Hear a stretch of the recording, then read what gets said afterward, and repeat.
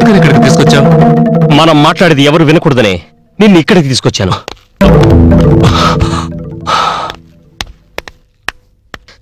ఇప్పుడు చెప్పు, ఎవరు నువ్వు? భైరవి నేను ప్రేమించుకున్నాం. దాని ఫలితమే రంజని పుట్టింది. ఆపరా నీ ప్రేలాపన. ఇన్నేళ్లు గడిచాక ఇప్పుడెందుకు వచ్చావు? పాత జ్ఞాపకాలు గుర్తు చేద్దామని వచ్చావా, లేక ఆవిడ ఆస్తి పరపతి చూసి డబ్బులు గుంజుదామని వచ్చావా? రెండూ జరగని పనులు. చంపేస్తాను రా నిన్ను. చేసిన పాపానికి క్షమించమని అడగడానికి వచ్చాను. ఏంటి నీకు జ్ఞానోదయమా? కొద్ది రోజుల్లో నేను చావబోతున్నాను. అందుకే. భగవంతుడే నీతో వచ్చి చెప్పాడా? కాదు, డాక్టర్ చెప్పారు. నాకు బ్లడ్ క్యాన్సర్.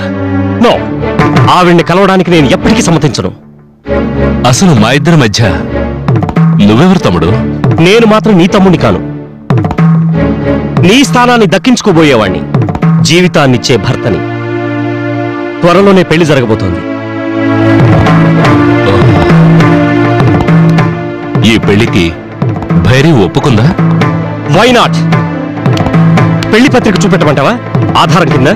కానీ నువ్వే వాడివని చెప్పడానికి నీ దగ్గర ఆధారమే ఉంది. ఈ రోజు భైరవి పుట్టినరోజు. పుట్టినరోజా? ఆవిడ్ని అడిగి చూడు, అప్పుడు తెలుస్తుంది నిజమేంటో.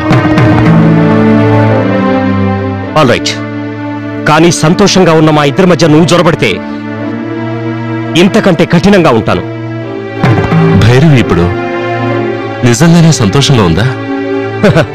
మూర్ఖుడా, ఇంటికొచ్చి నీ కళ్ళతోనే నువ్వు చూడు, అప్పుడు అర్థమవుతుంది.